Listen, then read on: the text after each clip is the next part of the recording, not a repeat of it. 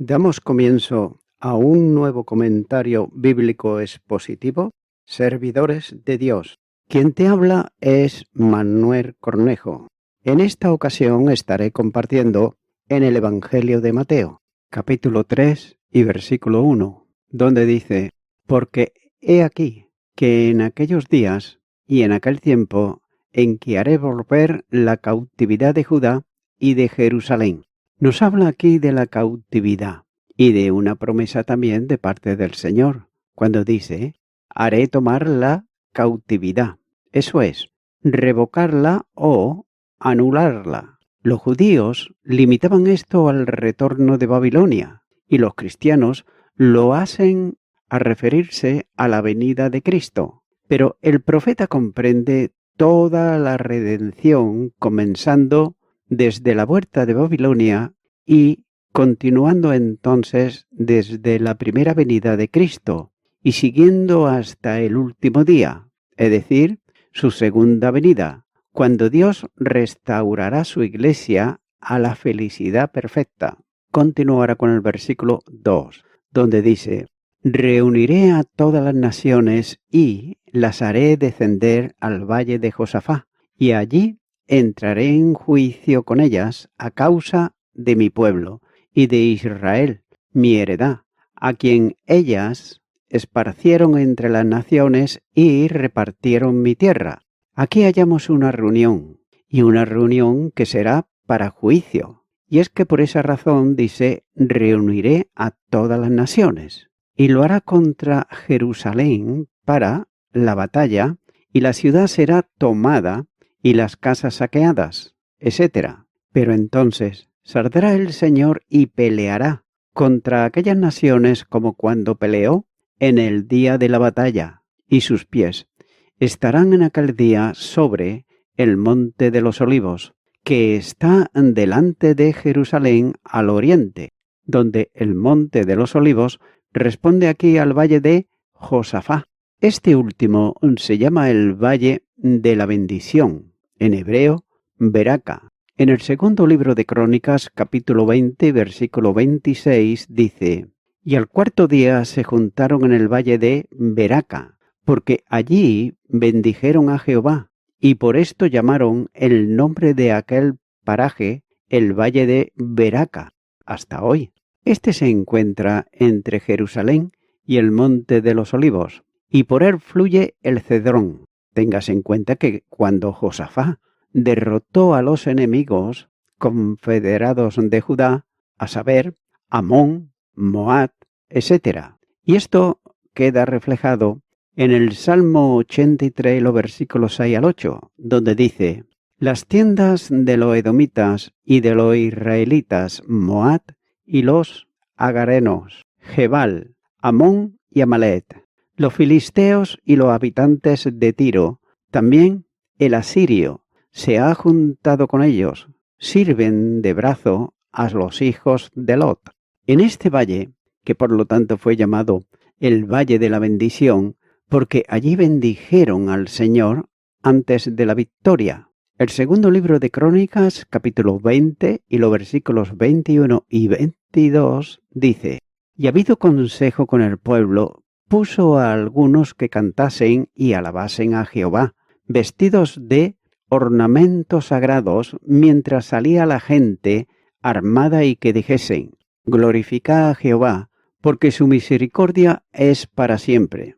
Y cuando comenzaron a entonar cantos de alabanza, Jehová puso contra los hijos de Amón, de Moab y del monte de Seir las emboscadas de ellos, mismos que venían contra Judá, y se mataron los unos a los otros. Así que Dios debía de derrocar a los tirios, sidonios, filisteos, Edom y Egipto, con un derrocamiento total similar, como señala, por ejemplo, Joel capítulo 3, versículo 4 y capítulo 3, pero el versículo 19.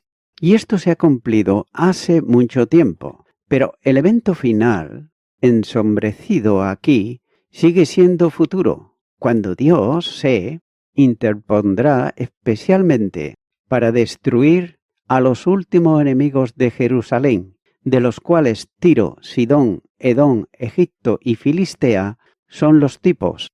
Y note esto, y es que, ya que Josafá significa el juicio de Yahvé, el valle de Josafá puede ser usado como un término general para el teatro de los juicios finales de Dios sobre los enemigos de Israel, con una alusión al juicio infligido a ellos por Josafá.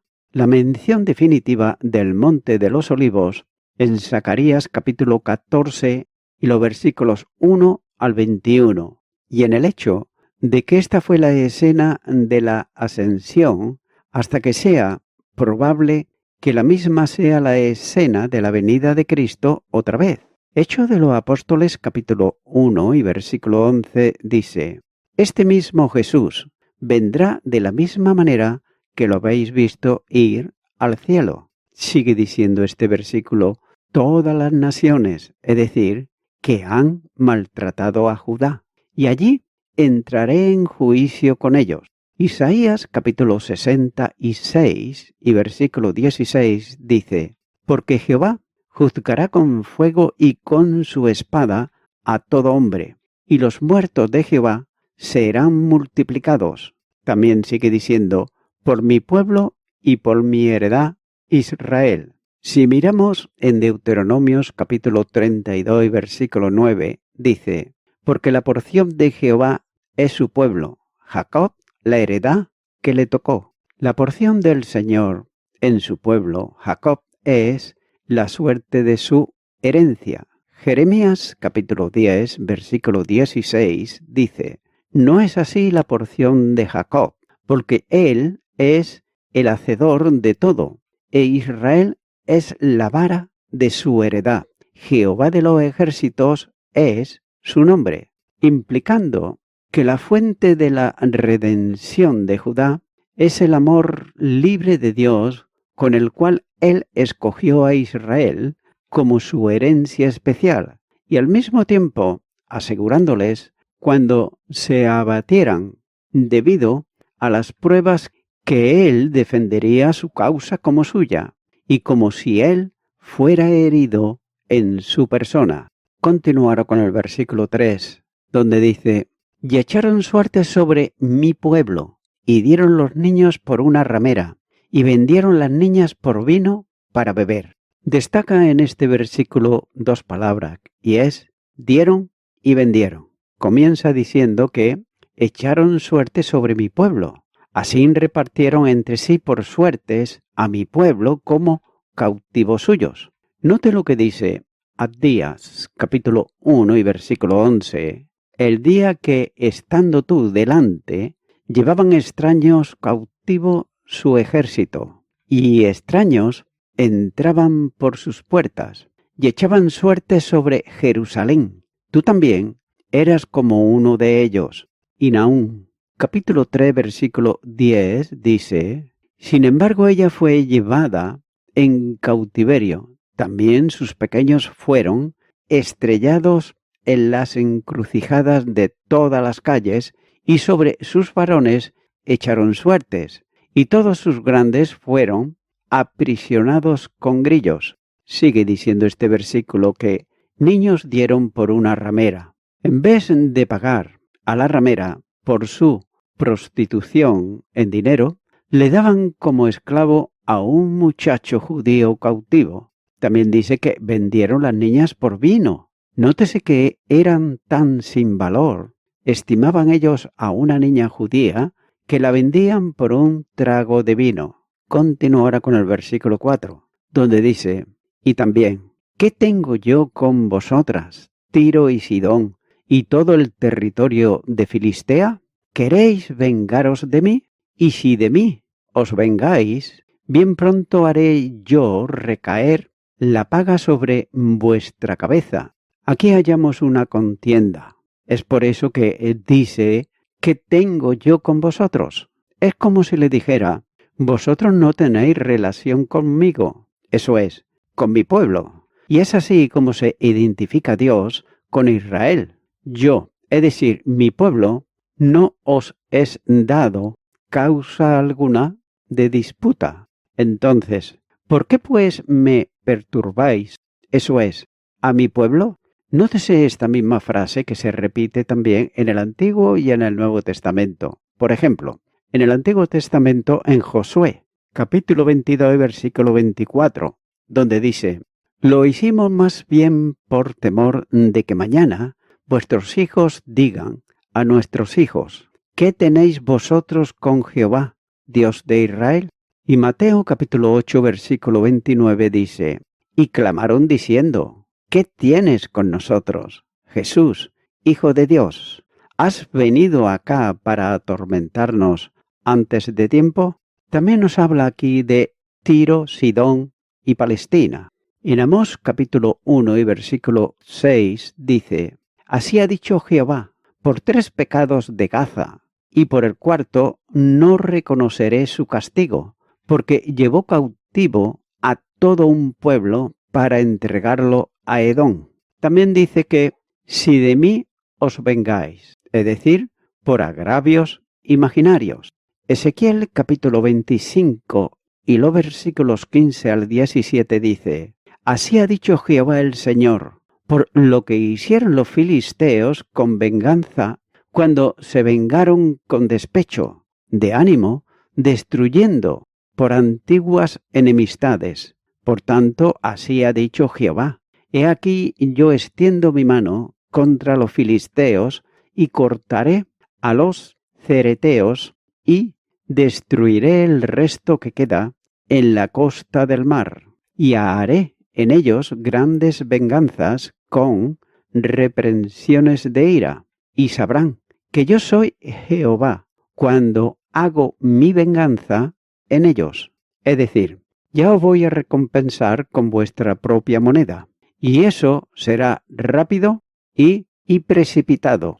Continuará con el versículo 5, donde dice: porque habéis llevado mi plata y mi oro, y mis cosas preciosas y hermosas metisteis en vuestros templos. Aquí hallamos algo significativo, y es que literalmente fueron saqueados. Por eso el Señor está diciendo: mi plata, mi oro. Vosotros, los tirios, sidonios y filisteos, habéis recibido de mano de aquellos con quienes os habéis aliado, los habéis tomado ya sea como parte de botín o como parte de vuestra paga.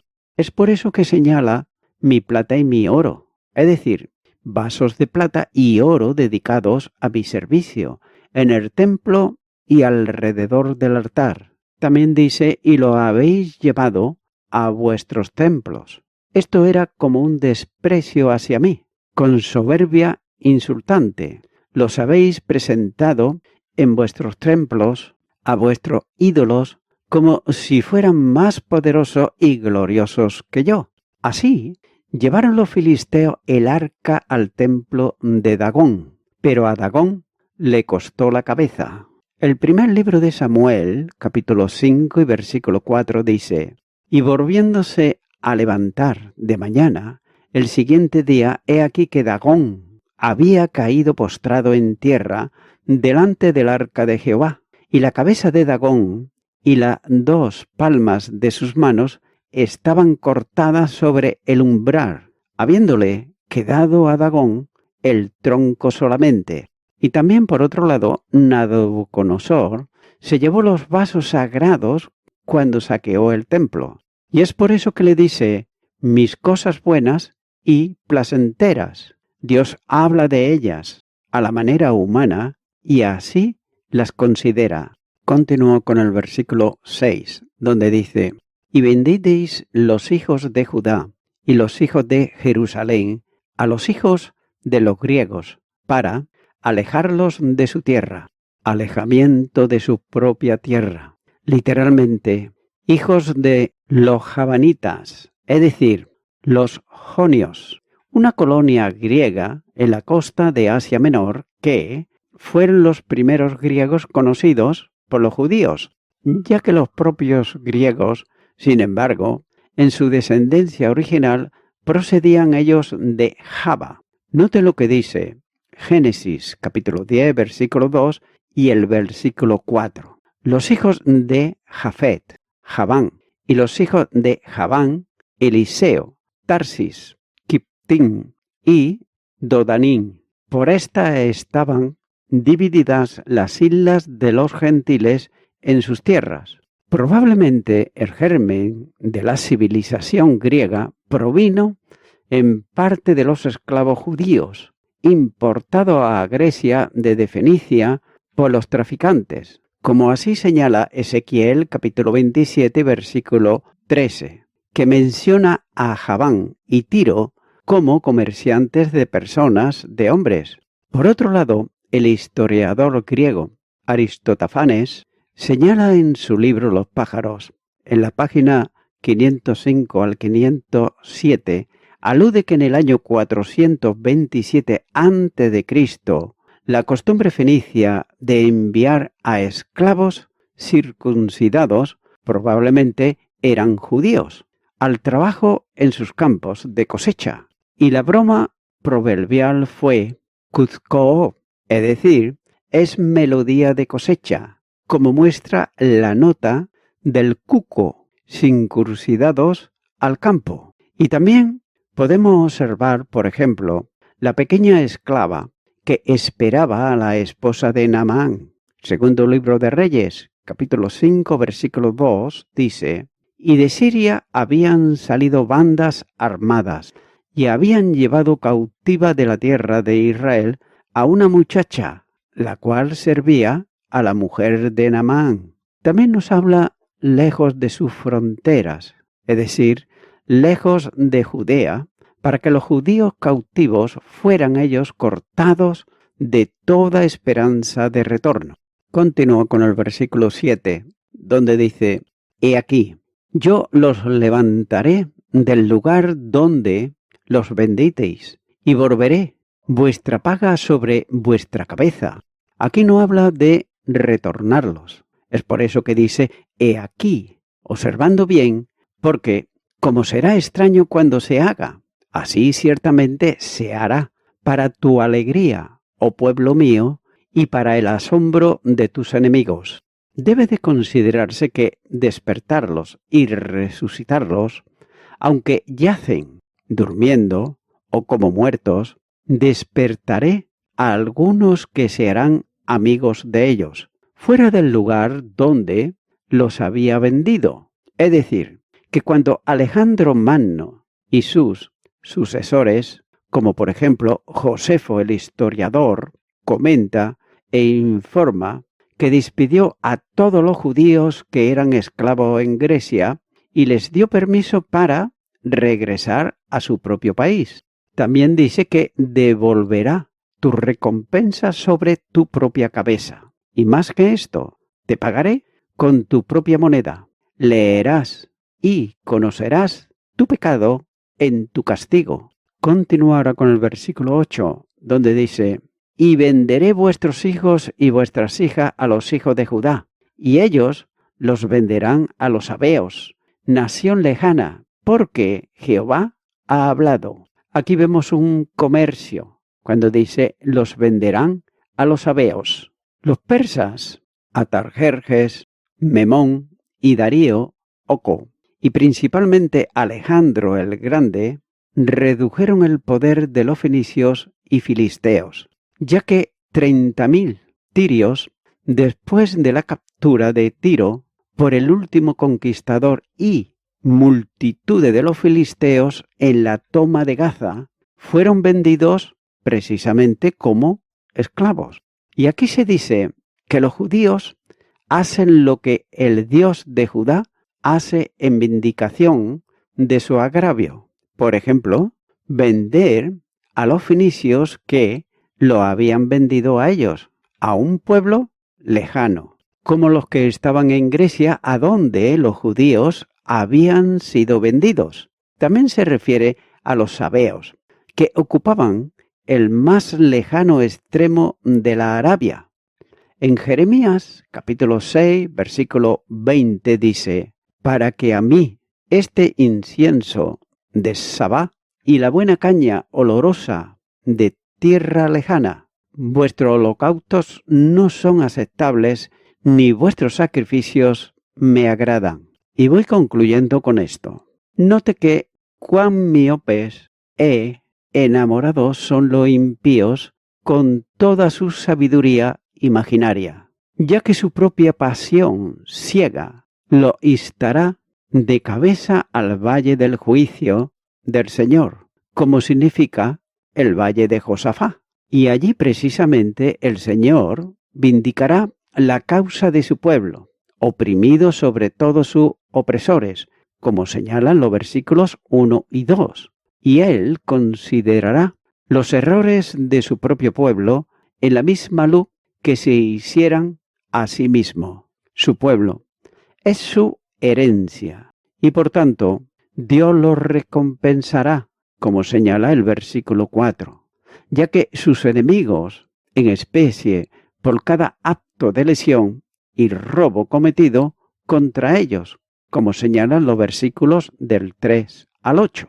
Amigo y amiga oyente, desde que Adán y Eva desobedecieron a Dios, pecando en contra de Él, los hombres y las mujeres cada vez más tratan de ignorar y despreciar a Dios. Y esto lo podemos observar con nuestros propios ojos en estos días, donde, por ejemplo, los poderosos tratan a sus semejantes como personas inferiores, donde bien sabemos que millones de personas son esclavizadas por los trabajos, dándoles una miseria por el trabajo realizado, y esto le hace que en vez de vivir una vida placentera, vivan una mala vida. Pero mi amigo, mi amiga oyente, hay un Dios que es justo, y Él a su tiempo, Él juzgará a cada uno por lo que haya hecho. No te quepa la menor duda. Algunas personas dicen, bueno, ¿y por qué no lo hace ahora?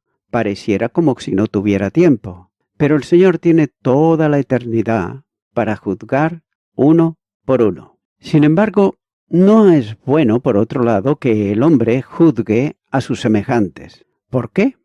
Porque con toda seguridad lo va a hacer y lo va a hacer muy mal.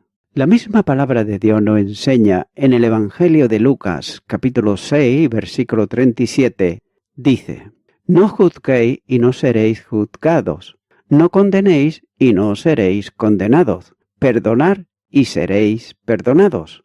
Amigo y amiga oyente, ahora te toca a ti tomar una decisión, y la decisión es muy sencilla. ¿Ha perdonado Dios todos tus pecados? ¿De verdad lo ha hecho de todo corazón? ¿Has venido a Él y le has pedido perdón y no has vuelto a cometer los mismos pecados? Porque esa palabra se llama arrepentimiento. Es por eso que ahora tú puedes ser perdonado por Cristo Jesús. Si vienes a Él creyendo en su obra salvífica y en arrepentimiento. Por ello, es el momento que no mires tanto lo que hacen los demás, sino lo que tú haces. Te puedo ayudar en una oración de fe. Ora conmigo y repite y di: Dios eterno, vengo ante ti. Sé que soy una persona pecadora, que otros son peores que yo, pero son pecadores también y merecen el juicio tuyo. Pero yo ahora te pido perdón por todos mis pecados y delitos, de los cuales me arrepiento, y creo en tu obra de salvación que llevaste a cabo en la cruz del Calvario. Te abro mi corazón, Señor Jesucristo, y te acepto como mi Salvador. En tu nombre. Amén. Amigo y amiga oyente, si tú has hecho esta oración de corazón, te recomiendo que comiences a orar a Dios, en primer lugar, en el nombre del Señor Jesucristo. Orar a Dios no es rezar, sino que es hablar con una persona. También te recomiendo que leas la palabra de Dios y lo hagas a diario. Comienza, por ejemplo, con el Nuevo Testamento. Y también, por último, te recomiendo que para que puedas crecer espiritualmente, te congregues en una iglesia cristiano-evangélica, donde se predique, se enseñe y se practique la sana doctrina y la palabra de Dios. Congrégate ahí y con el tiempo podrás crecer espiritualmente y también servir al Señor Jesucristo. Que Dios te bendiga.